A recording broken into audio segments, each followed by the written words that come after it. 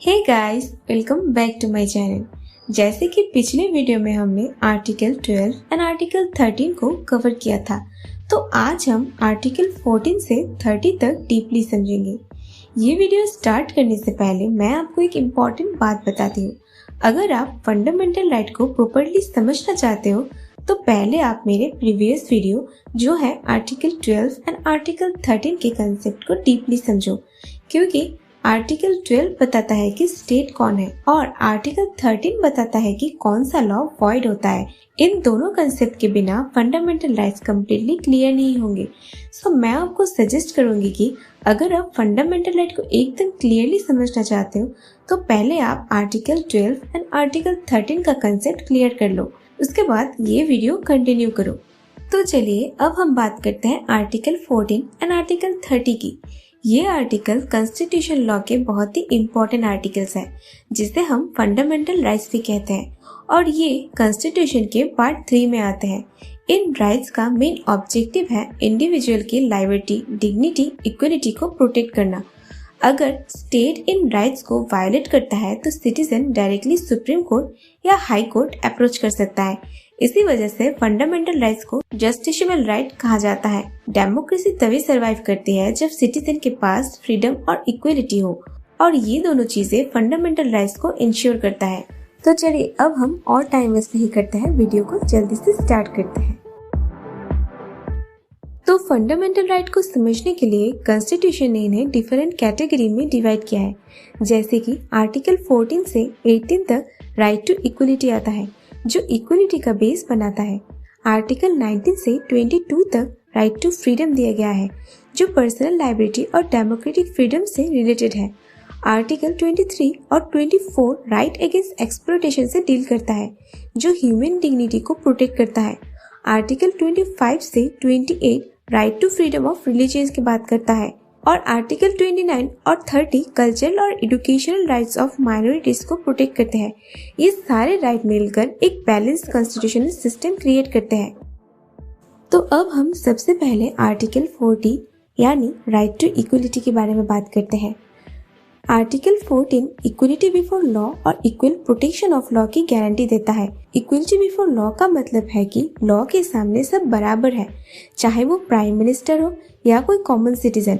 और equal protection of law का मतलब है कि स्टेट को सिमिलर सिचुएशन में सिमिलर ट्रीटमेंट देना होगा, लेकिन इसका मतलब ये नहीं कि हर सिचुएशन में सेम ट्रीटमेंट मिले। आर्टिकल 14 रीजनेबल क्लासिफिकेशन अलाउ करता है। इस आर्टिकल का मेन फोकस है आर्बिट्रेरीनेस को रिमूव करना और रूल ऑफ लॉ को स्टैब्लिश करना।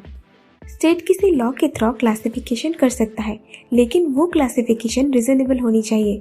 क्लासिफिकेशन तब वैलिड होती है जब दो कंडीशन सेटिस्फाइड होती है।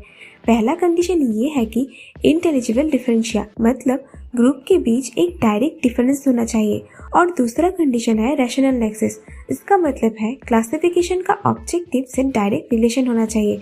अगर ये दोनों कंडीशन सेटिस्फाइड नहीं होती तो लॉ आर्टिकल 14 के अगेंस्ट होगा। अब हम बात करते हैं आर्टिकल 15 की, जिसमें दिया गया है प्रोहिबिशन ऑफ डिस्क्रिमिनेशन। इसका मतलब आर्टिकल 15 स्टेट को प्रोहिबिट करता है कि वो किसी सिटीजन के साथ रिलीजन, रेस, कास्ट, सेक्स या प्लेस ऑफ बर्थ के बेसिस पर डिस्क्रिमिनेशन ना करे। ये आर्टिकल सोशल इक्वलिटी को प्रमोट करता है और हिस्ट्रिकल इनजस्टिस को रिमूव करने का काम करता है। लेकिन कॉन्स्टिट्यूशन ने वुमेन और चिल्ड्रन को सोशली और एजुकेशनली बैकवर्ड क्लासेस के लिए स्पेशल प्रोविजन अलाउ करता है। रिजर्वेशन का कंसेप्ट आर्टिकल 15 के अंदर आता है। इसका एम है इक्वलिटी को प्रैक्टिकल बनाना, सिर्फ थियोरेटिकल नहीं।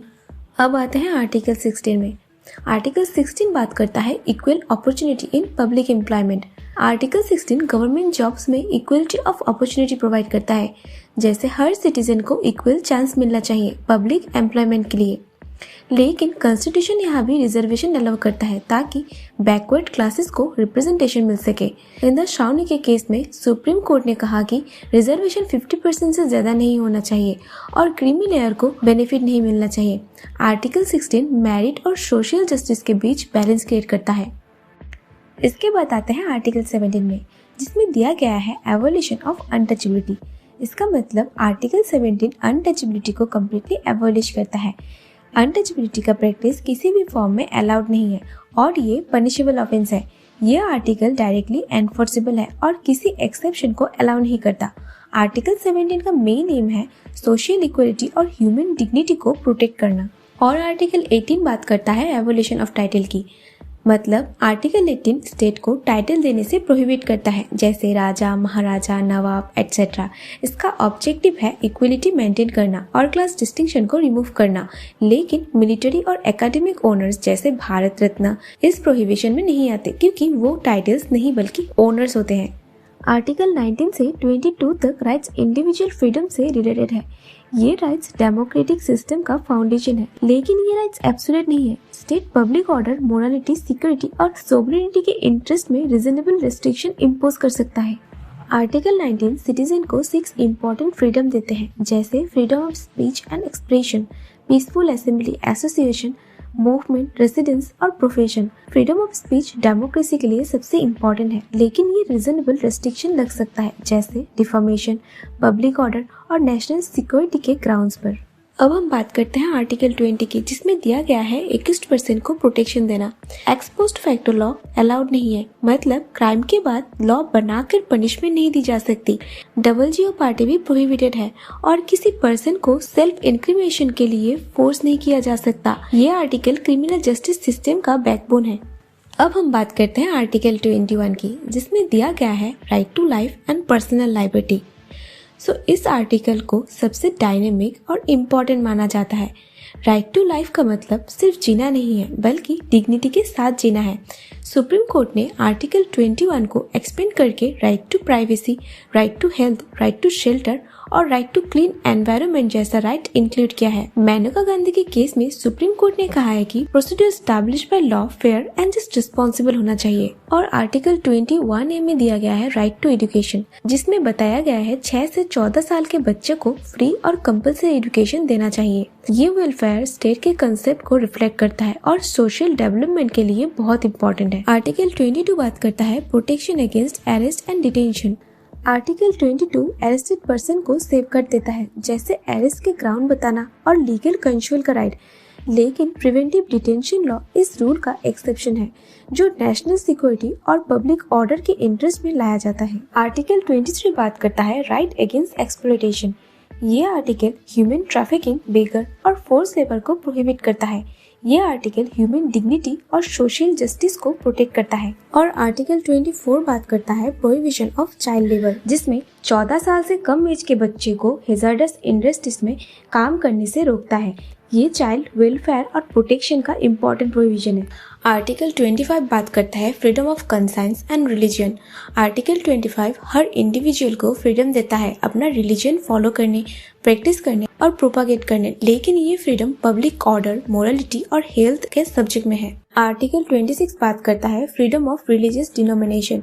आर्टिकल 26 रिलीजियस डिनोमिनेशन को अपने रिलीजियस अफेयर्स मैनेज करने के लिए राइट देता है, लेकिन स्टेट सेक्युलर रहेगा। आर्टिकल 27 स्टेट को प्रोहिबिट करता है कि वो रिलीजन प्रमोट करने के लिए टैक्स ना ले। और आर्टिकल 28 गवर्नमेंट इंस्टीट्यूशन में रिलीजियस इंस्ट्रक्शन को रेगुलेट करता है। आर्टिकल 29 बात करता है कल्चरल राइट के बारे में। आर्टिकल 29 माइनॉरिटीज की लैंग्वेज, स्क्रिप्ट और कल्चर को प्रोटेक्ट करता है। स्टेट इन राइट्स में अननेसेसरी इंटरफेयर नहीं कर सकती।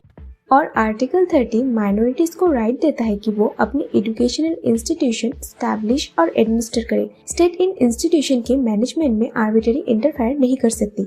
और अगर फंडामेंटल राइट वायलेट होते हैं तो सिटीजन आर्टिकल 32 और 226 के थ्रू रिट पिटीशन फाइल कर सकते हैं। इन आर्टिकल को भी हम अपने नेक्स्ट वीडियो में डिटेल में समझेंगे। सो गाइस, ये याद रखिए, फंडामेंटल राइट्स एब्सोल्यूट नहीं होते। इमरजेंसी के टाइम में कुछ राइट्स सस्पेंड हो सकते हैं, लेकिन आर्टिकल 20 और 21 को सस्पेंड नहीं किया जा सकता। सो गाइस, आज हमने आर्टिकल 14 से 30 तक पूरा फंडामेंटल राइट कवर कर लिया। अगर आपको कुछ कंफ्यूजन है तो आप कमेंट में जरूर पूछ सकते हैं। तो चलिए, आज के लिए इतना ही। और अगर आपको ये वीडियो अच्छा लगा हो तो लाइक, कमेंट, सब्सक्राइब और शेयर जरूर कर दीजिएगा। तो चलिए, मिलते हैं अगली वीडियो में। Thank you for watching. Bye bye.